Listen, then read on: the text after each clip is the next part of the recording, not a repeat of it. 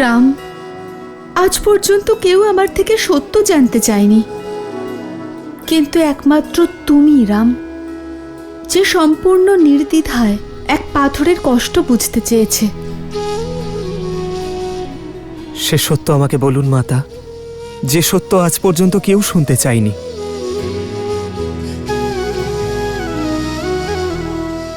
আমি অহল্যা। স্বয়ং ব্রহ্মদেব আমাকে নির্মাণ করেছেন। ব্রহ্মদেবের 5 কন্যার মধ্যে আমি একজন। যদিও এই সংসারের সুন্দরী নারীদের মধ্যে আমার স্থান, কিন্তু মহর্ষি গৌতম তার জীবনে আমাকে তার স্ত্রী হিসেবে স্থান দিয়েছিলেন। খুশি ছিলাম আমি, সব কিছু ছিল আমার কাছে। মহর্ষি গৌতমের মতন জ্ঞানী স্বামীর ভালোবাসা আর শতানন্দের মতো এক সংস্কারী পুত্র। নিশ্চিন্ত ছিলাম আমি যে আমার জীবনে কোনো খারাপ কিছু হতে পারে না, কিন্তু সেটা আমার ভুল ছিল। আমি জানতাম না যে আমার সৌন্দর্যই আমার শত্রু হয়ে দাঁড়াবে। বুঝতে পারিনি যে কখন দেবরাজ ইন্দ্রের কুদৃষ্টি আমার উপর পড়েছে। আমি বুঝতে পারিনি যে দেবরাজ ইন্দ্র সেই সুযোগের জন্য অপেক্ষা করছেন যা আমার জীবনে বিপদ হয়ে আসতে চলেছিল, আমার সংসার ধ্বংস করে দিতে চলেছিল। अग्नि मिले पुरोहितं यज्ञस्य देवमृतज्यम् অহল্যা, ओतारं रत्नधातम। বলুন বলুন স্বামী। আমি সন্ধ্যা স্নানের জন্য যাচ্ছি। আচ্ছা, আপনার ফিরে আসার মধ্যে সন্ধ্যা পূজার সমস্ত সামগ্রী সজ্জিত থাকবে। এসো শিষ্যরা।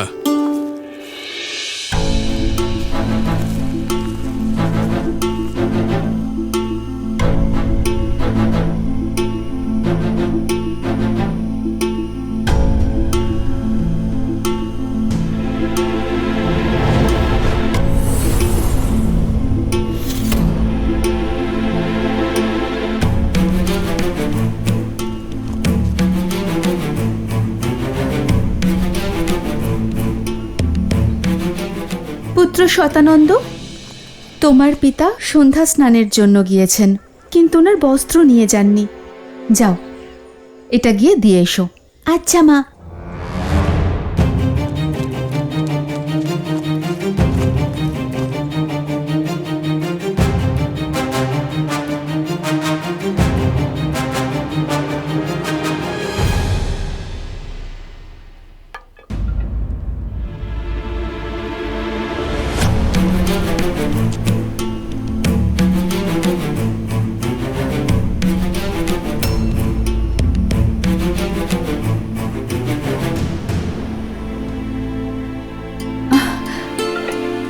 আপনি এতক্ষণ পর মনে পড়েছে যে আপনি সন্ধ্যা স্নানে গিয়েছেন আর আপনার বস্ত্র ফেলে গিয়েছেন? আমি শতানন্দকে পাঠিয়েছি আপনার বস্ত্র দিয়ে।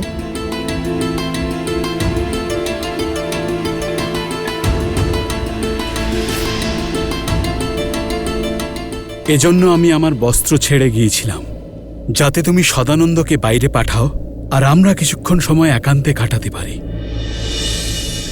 অহল্যা,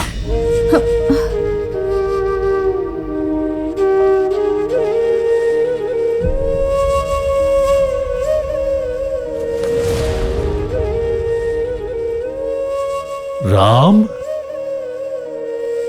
ইন্দ্রের শক্তিশালী মায়াজালে আমি আবদ্ধ হয়ে পড়ি। আমি বুঝতে পারিনি যে আমার স্বামীর রূপে অন্য কেউ এসেছে আর মহা অনর্থ হয়।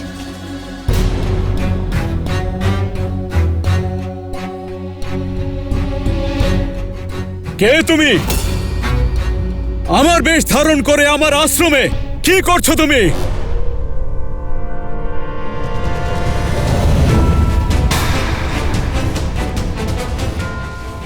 ইন্দ্র,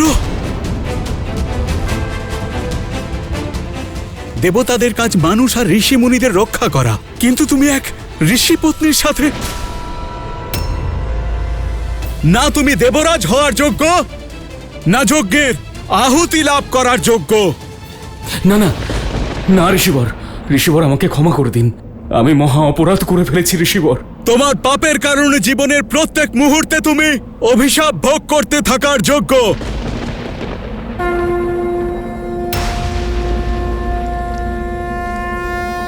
ঋষিবর, আমি ঋষি গৌতম আমার জীবনের সমস্ত তপস্যাকে সাক্ষী রেখে আমি তোমাকে অভিশাপ দিচ্ছি ইন্দ্র, না দেবর্ষি, এমন অনর্থ করবেন না।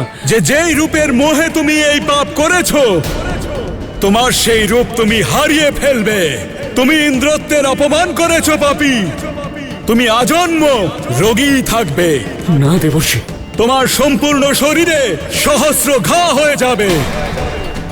তুমি নিজের পুরুষত্ব হারিয়ে ফেলবে ইন্দ্র। অসুররা তোমার সাথে যুদ্ধে বিজয় লাভ করবে। তথাস্তু।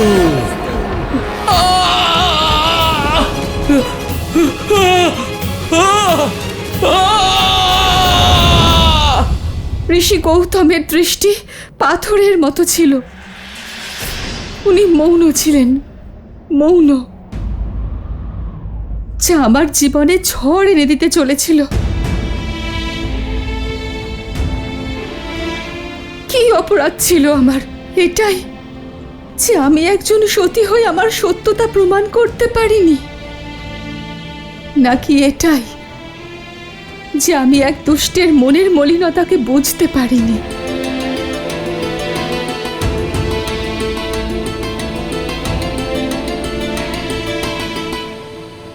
সত্যি কি তুমি জানতে না যে ওটা আমি ছিলাম না? আপনি আমাকে সন্দেহ করছেন? যদি আমি বুঝতে পারতাম তাহলে কি দেবরাজ, যখন উনি আমার সম্মুখে এসেছিলেন, আমাকে ভ্রমিত করেছিলেন? ইন্দ্রের মতো নয়, বরং সম্পূর্ণ আপনার মতো দেখাচ্ছিল। আর মায়ার দ্বারা আল্লাহ! ইন্দ্র তো মহাপাপী, কিন্তু তুমি তো পতিব্রতা, তাই না? তাহলে তুমি কি করে অনুমান করতে পারলে না যে ওটা ইন্দ্রের মায়া? সে তোমাকে স্পর্শ করেছে আর তুমি তার তফাৎ বুঝতে পারলে না? এটা আমি মানতে পারছি না যে কোনো নারী কারোর সাথে থাকার পরেও এটা অনুভব করতে না পারে যে সে তার স্বামী নয়। সত্যি করে বলো অহল্যা, তুমি এক ঋষি পত্নী হওয়া সত্ত্বেও এমন তুচ্ছ ব্যবহার! চরিত্রহীনা তুমি!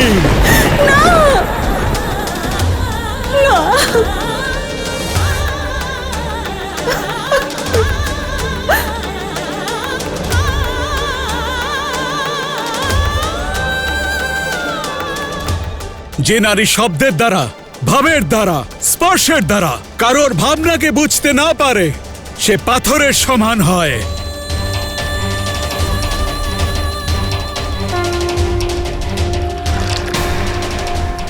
আমি তোমাকে অভিশাপ দিচ্ছি, এই মুহূর্তে তুমি পাথরে পরিণত হও, চিরকালের জন্য। তথাস্তু।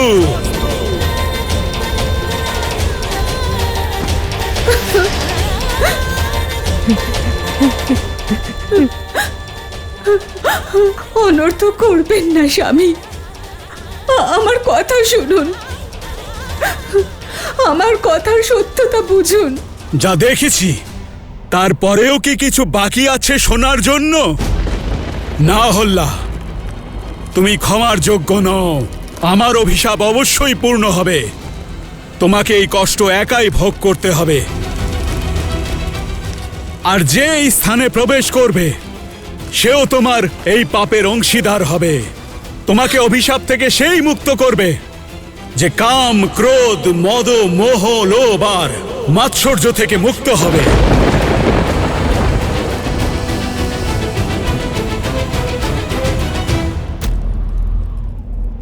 মা,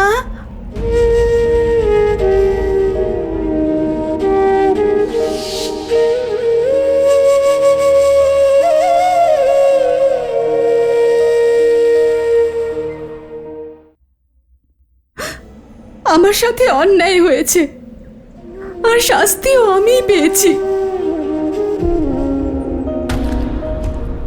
আমার কথা না শুনেই আমার সাথে অন্যায় করা হয়েছে।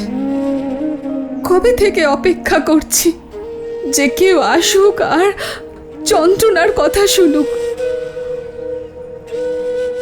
আর আজ তুমি এলে রাম। এনার কথা বিশ্বাস করা সম্ভব নয়। মহর্ষি গৌতমের মতো মহান ঋষি বিনা দোষে অভিশাপ দেবেন?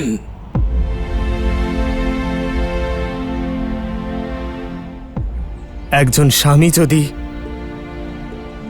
স্ত্রীর অশ্রুতে লুকিয়ে থাকা সত্য না দেখতে পারে, তবে তা কি পাপ নয়? একটি সম্পর্কে সবথেকে বড় পাপ হলো সেই সম্পর্কের সম্মান হারিয়ে ফেলা। যদি গৌতম ঋষি সম্মান না হারাতেন, তাহলে মাতা অহল্যার সঙ্গে সঙ্গে স্বামী স্ত্রীর সম্পর্ককে অভিশাপ দিতেন না। অপরাধীর তার কৃতকর্মের শাস্তি অবশ্যই পাওয়া উচিত, নিপীড়িত নয়। একজন স্ত্রীর পবিত্রতার মাপদণ্ড কেবল তার শরীর নয়, বরং মনোভাব, তার মানসিকতা।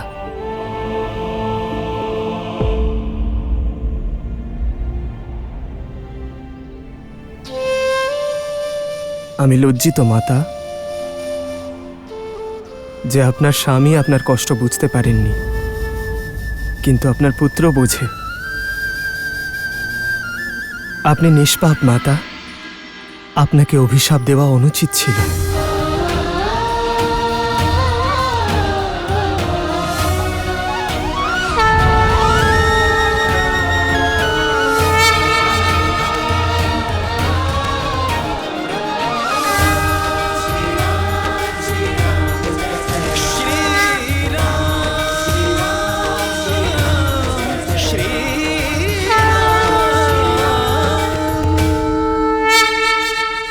একজন মা যখন তার সন্তানকে জন্ম দেন, তখন কিছুক্ষণের জন্য মূর্ছিত হন, শিথিল হয়ে যান। সন্তানের কান্না, সন্তানের অশ্রু, পদাঘাত মাকে জাগ্রত করে। মা আবার সম্বিত ফিরে পায়। সেভাবেই আপনার পুত্র আপনাকে জাগ্রত করতে এসেছে। জেগে উঠুন মা, ফিরে আসুন।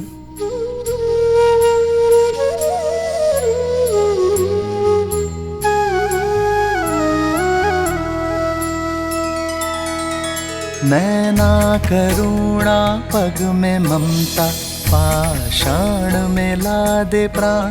निष्पाप ना कभी दंड भोगे, राम का है ये विधान। श्री राम श्री राम श्री राम श्री राम श्री राम श्री राम श्री राम श्री राम।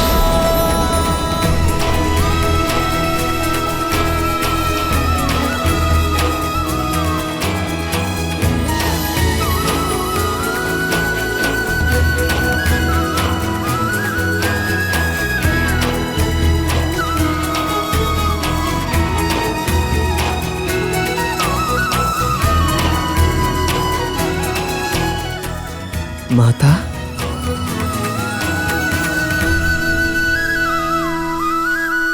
आदर्श और मर्यादा की है ये कथा महापावनम। काट मद श्री से मिला दे श्रीमद् रामायणम, श्रीमद् रामायणम, श्रीमद् रामायणम। सिया राम सिया राम सिया राम सिया राम सिया राम सिया राम। माता, माता, পুত্র, মাতা, মাতা, আমাকে ক্ষমা করে দিন। আমি সেই অভাগা পুত্র যে তার নিজের মায়ের কষ্ট বুঝতে পারেনি। আমার সমস্ত জীবন আত্মগ্লানিতে ব্যথিত হয়েছে মাতা। আমাকে ক্ষমা করে দিন মা, আমাকে ক্ষমা করে দিন। না পুত্র, আমি তোমার উপর রুষ্ট নই পুত্র শতানন্দ। ব্যক্তির অভিজ্ঞতা তো সময়ের সঙ্গেই পরিপক্ক হয়।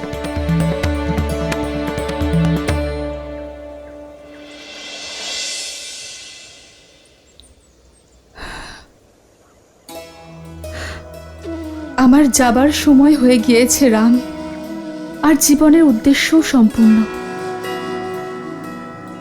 যা হয়তো তোমার যাত্রার মাঝে এসে এই সংসারকে সম্পর্কের শিক্ষা দেওয়ার ছিল, আজ তোমার সত্য আমাকে মোক্ষ দান করেছে। যেভাবে আমি রামের নাম নিয়ে এই সংসার থেকে বিদায় নিচ্ছি, ঠিক সেইভাবে সবাই শুধু তোমার নাম সঙ্গে নিয়েই বিদায় নেবে। রাম নাম সত্য। জীবনে লাভ ক্ষতি, অভিশাপ আশীর্বাদ, পবিত্র অপবিত্র, এসবের কোনো মূল্য নেই।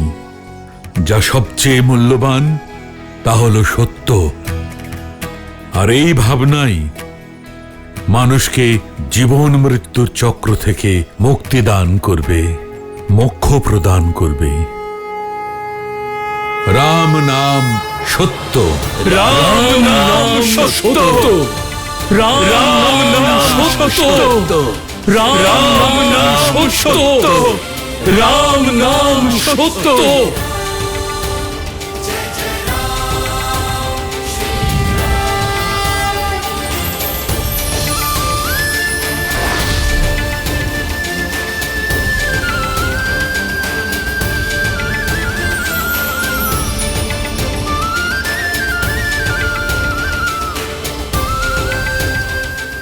অদ্ভুত। রাম নাম সত্য। হ্যাঁ দেবী, রাম নামের যে বড় সত্য এই সংসারে আর কিছুই হতে পারে না। কারণ শ্রীরামের মতো মানুষ যে নিজের খ্যাতির কথা না ভেবে অন্যের কষ্ট হরণ করেন, নিজের কথা না ভেবে তিনি অন্যের কথা ভাবেন, আর এমন মানুষের জীবনের পথ তো সত্য দিয়েই পরিপূর্ণ হয়। আবার অন্যদিকে রাবণের মতো মানুষের কাছে তার ব্যক্তিগত লাভ, তার অহংকার, তার খ্যাতির চেয়ে বড় আর কিচ্ছু হয় না। আর সেই কারণেই রাবণ সীতার স্বয়ম্বরে যাওয়ার জন্য উদ্গ্রীব ছিল।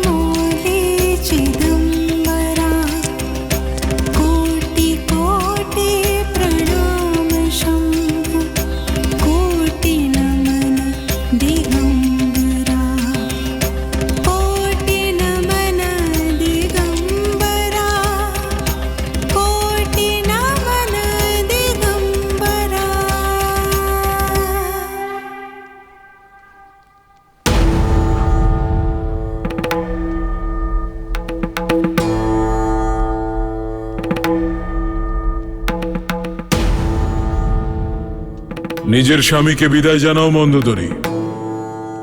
বিদায়? কোথায় প্রস্থান করছেন আপনি? মিথিলায়। মিথিলা? স্বয়ম্বরে, যেখান থেকে লঙ্কার জন্য কোনো নিমন্ত্রণ আসেনি? নিমন্ত্রণ অতিথিকে জানানো হয়, বিজয়ীকে নয়। 14 লোকের বিজেতাকে স্বয়ম্বরে নিমন্ত্রণ না জানানো স্পর্ধা ছাড়া আর কিছুই নয় মন্দোদরী। কিন্তু আমাদের পুত্র মেঘনাদের তো বিবাহ হয়ে গেছে, আর দ্বিতীয় বিবাহের কোনো ইচ্ছেও নেই ওর। আমি মিথিলায় মেঘনাদের জন্য যাচ্ছি না।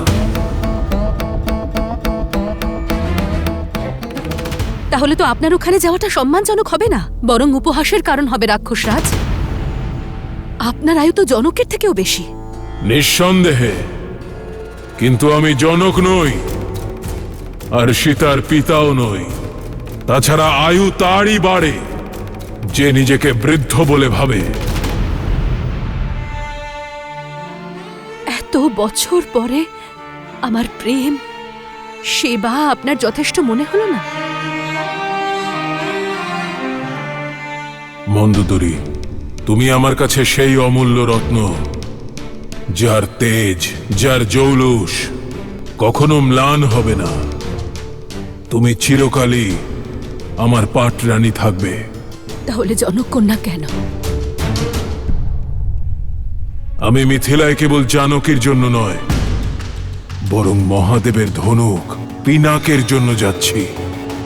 হরধনু মিথিলায় থাকা আমার কাছে অসম্মানে।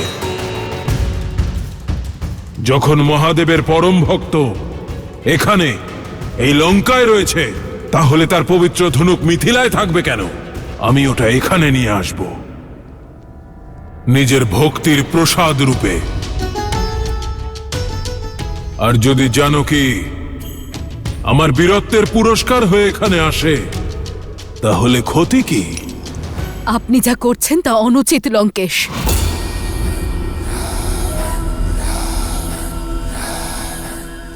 লঙ্কেশ অনুমতি নিতে নয়, সংবাদ দিতে এসেছে। দশাননের নতুন রানীকে স্বাগত জানাতে প্রস্তুতি নাও।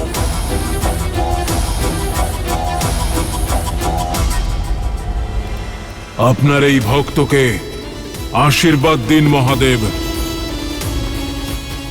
আর আমি আশা রাখি যে আমার পাটরানীর পক্ষ থেকে আপনার ধনুককে স্বাগত জানাতে কোনো ত্রুটি থাকবে না।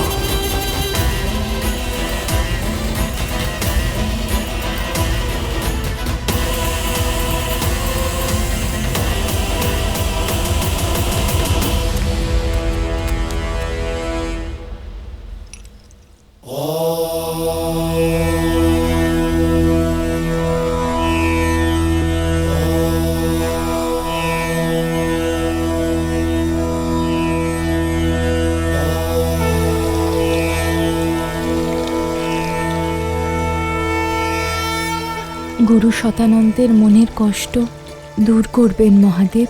দিদি, দিদি শোনো। আমি পুজো করছি উর্মিলা। দিদি, আচার্য শতানন্দ গৌতম ঋষির আশ্রম থেকে ফিরে এসেছেন। কোথায় উনি? দশরথ পুত্ররাও এসেছেন? তা তো জানি না, হয়তো সঙ্গেই আছেন। গুরুদেব তো আসা মাত্রই রাজসভায় চলে গেলেন পিতার সঙ্গে সাক্ষাৎ করতে।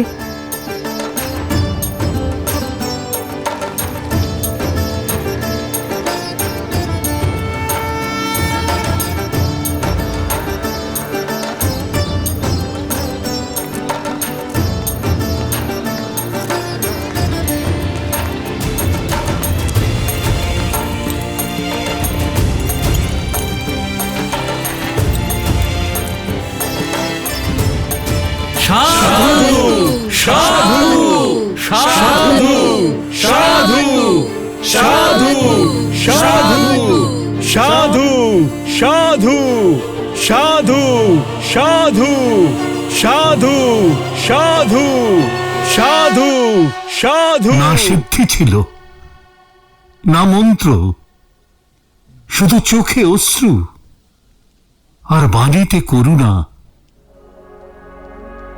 রাজন, তার বর্ণনা আমি বাক্যের দ্বারা ব্যক্ত করতে পারবো না। নিজের স্পর্শের দ্বারা আমার মাতাকে অভিশাপ মুক্ত করেছেন, আর আমাকে বিনা স্পর্শে এই অভিশাপ থেকে, যে আমি একজন চরিত্রহীনার পুত্র, আজ আমি আপনাদের সমক্ষে গর্বের সঙ্গে এই কথা বলতে পারি যে আমি অহল্যার পুত্র শতানন্দ। আমার মা কলঙ্কিনী নয়, আমার মা পবিত্র, পবিত্র। সাধু, সাধু, সাধু।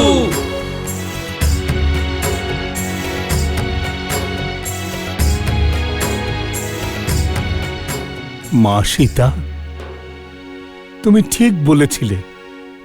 মহাদেব পথ বলে দিয়েছেন। এখন তোমার এই গুরুদেবের শান্তির সন্ধানে অন্য কোথাও যাওয়ার আর কোনো প্রয়োজন নেই। এই সমস্ত সংসারে বস্তু, সম্পত্তি, শক্তির কোনো মূল্য নেই। মূল্য আছে শুধু রাম নামের। রাম নামই সত্য, রাম নামই সত্য, রাম নাম সত্য, রাম নাম সত্য, রাম নাম সত্য, রাম নাম সত্য। গুরুবর, এমন বীরের দর্শন তো আমিও পেতে চাই। ঋষি বিশ্বামিত্র মিথিলার এত নিকটে আছেন, আপনি ওনাকে আমন্ত্রণ জানাতেন যাতে আমরা ওনার সেবা করতে পারতাম, আর ওনার সেবার পাশাপাশি দশরথ পুত্রের দর্শনও পেয়ে যেতাম।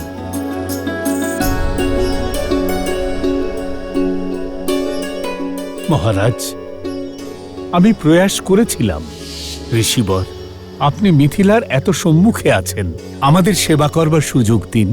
মিথিলাতে শিব ধনুকের যজ্ঞ হবে, আর জনক কন্যার স্বয়ম্বর। আমি অযোধ্যা কুমারদের অন্য একটা উদ্দেশ্যে এনেছি শতানন্দ। যদি সময় পাই মিথিলায় অবশ্যই যাব। হয়তো ওনার মনে অন্য কিছু আছে।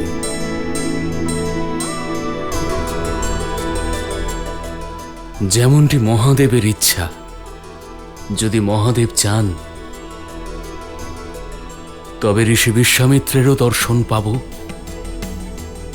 এবং তার সঙ্গে রামেরও। অবশ্যই মহারাজ।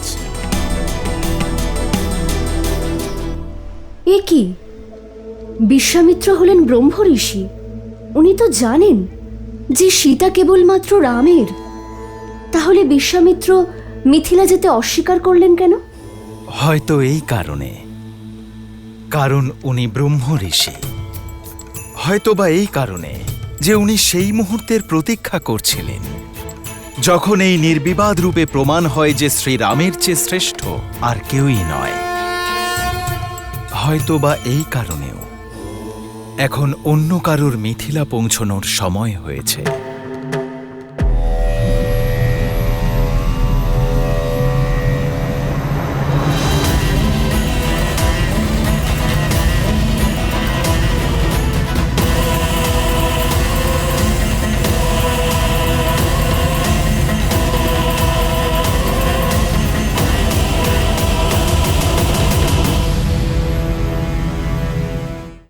তুমি এত ভেবো না দিদি, এই ধনুক দশরথ নন্দন রাম ছাড়া কেউ তুলতে পারবে না।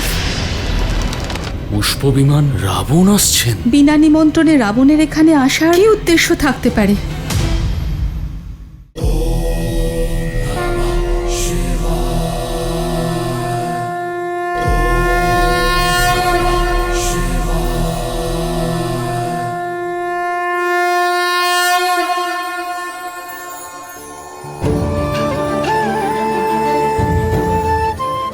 মিথিলাবাসীগণ, মহাপবিত্র হরধনুকে নগর প্রদর্শনী করানোর পর স্বয়ংবর সভায় স্থাপন করা হবে।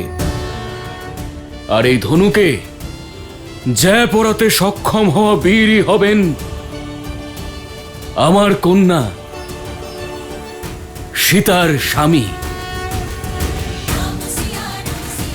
জনক কন্যা সীতার, জনক কন্যা সীতার, জনক কন্যা সীতার, জনক কন্যা সীতার, জনক কন্যা সীতার, জনক কন্যা সীতার। তুমি এত ভেবো না দিদি, এই ধনুক দশরথ নন্দন রাম ছাড়া কেউ তুলতে পারবে না।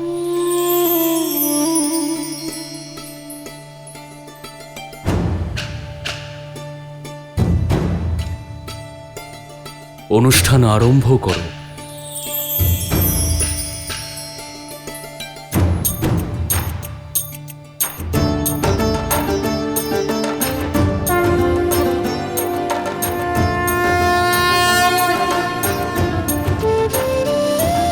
ওম নমঃ শিবায়, ওম নমঃ শিবায়।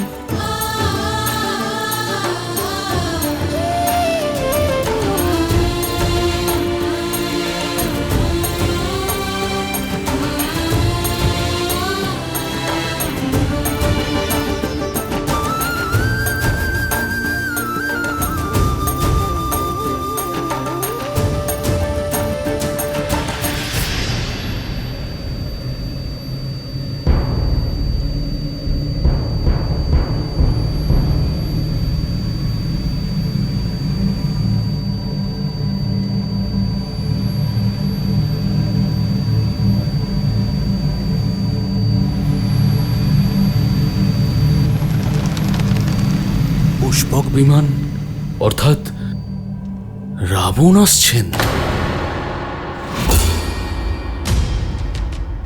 রাবণ? দশানন? পাপী রাক্ষসদের রাজা এখানে?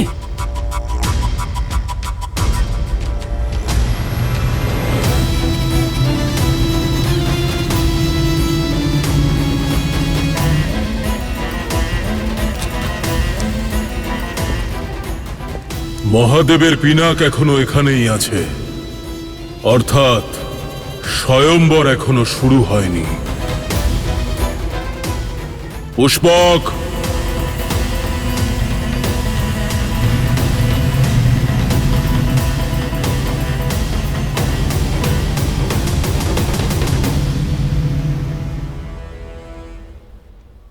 আর্য, বিনা নিমন্ত্রণে রাবণের এখানে আসার কি উদ্দেশ্য থাকতে পারে? উনি দশানন, ওনার আমন্ত্রণের প্রয়োজন নেই। নীতি এবং নিয়ম অনুসারে ওনাকে এই স্বয়ংবরে অংশ নিতে বাধা দিতে পারি না।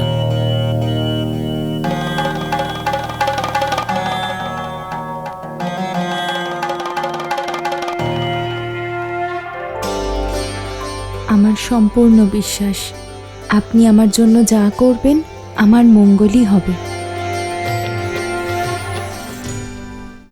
আপনারা এত চিন্তিত হয়ে আর ভয় পেয়ে কোথায় যাচ্ছেন? নরক হয়ে গেছে এই স্থান। ওই যে জলাশয় দেখতে পাচ্ছেন, ওটা কৃষ্ণ জলাশয়। হঠাৎ ওখান থেকে জলের স্রোত বয়ে আসে আর বন্যা হয়ে যায়, সমস্ত ভাসিয়ে নিয়ে যায়।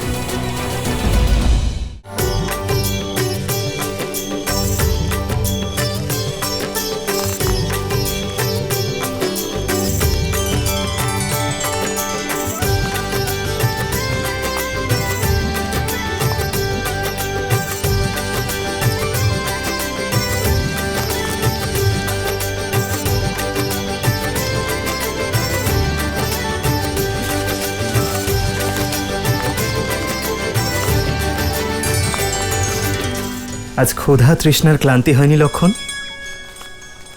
গুরুদেব কোথায় নিয়ে যাচ্ছেন সে বিষয়ে আশঙ্কা নেই তো?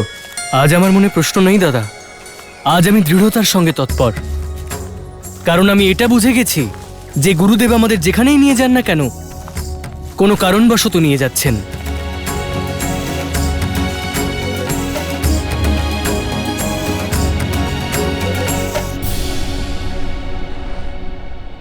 এখানে থাকবো না আমরা, চলো যাওয়া যাক। হ্যাঁ হ্যাঁ, থাকবো না এখানে, চলো চলো।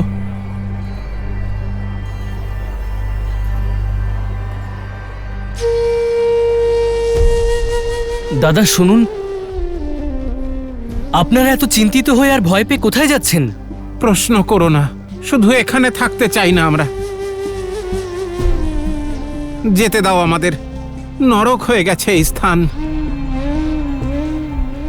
কিন্তু মিত্র, এমন সুন্দর স্থানে সমস্যা কিসের? এই স্থান অভিশপ্ত। আমাদের ভাগ্যের সন্ধানে যেতে দাও যুবক।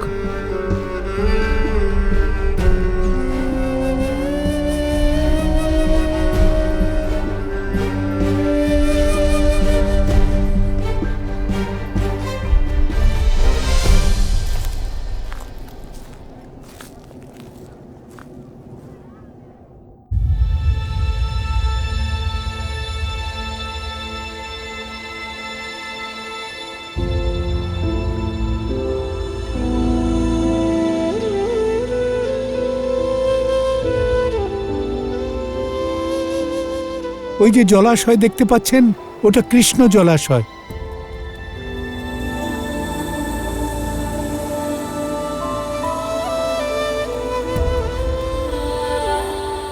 হঠাৎ ওখান থেকে জলের স্রোত বয়ে আসে আর বন্যা হয়ে যায়। কয়েক মুহূর্তেই আমাদের ক্ষেত, গৃহ সমস্ত ভাসিয়ে নিয়ে যায়। এতদিন কোনো প্রকারে আমাদের ক্ষেত, জমি সব বাঁচিয়ে রেখেছিলাম, কিন্তু এখন আমাদের মনোবল ভেঙে গিয়েছে।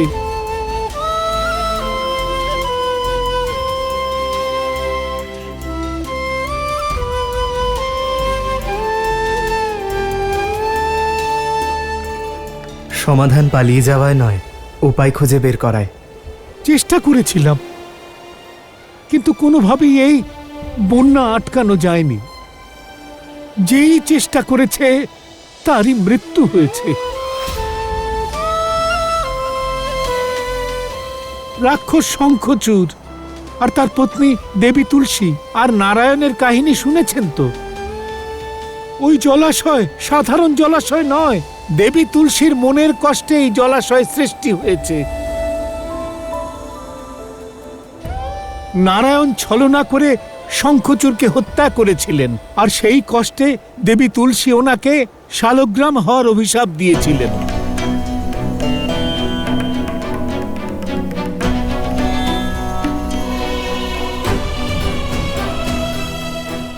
এই শালগ্রাম নারায়ণেরই চিহ্ন স্বরূপ অভিশপ্ত হয়ে পড়ে আছে গণ্ডকী নদীর তীরভূমিতে। যেখানে স্বয়ং ঈশ্বরই শাপিত, সেখানে মানুষের চেষ্টায় কি হবে?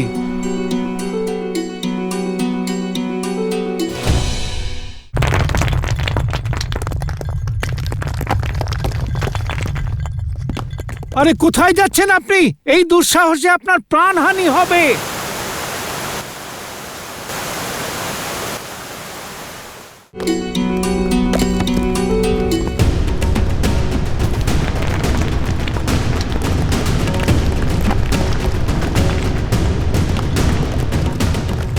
পালাও পালাও, সবাই ওখান থেকে পালিয়ে এসো, কোনো উঁচু জায়গায় উঠে যাও। এসো সবাই, এদিকে এসো, এদিকে এসো।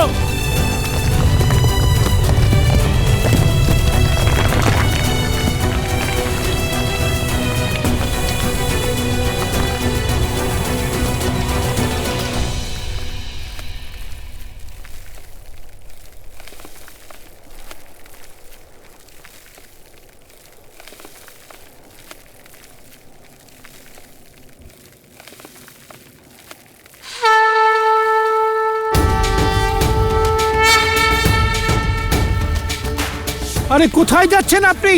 এই দুঃসাহসে আপনার প্রাণহানি হবে। আপনি তো বয়োজ্যেষ্ঠ এবং জ্ঞানী পুরুষ, আটকান ওনাকে। ওনাকে বলুন যে উনি পথ বদলাক। যিনি সংসারে পরিবর্তন আনবেন, তিনি পথ পরিবর্তন করেন না।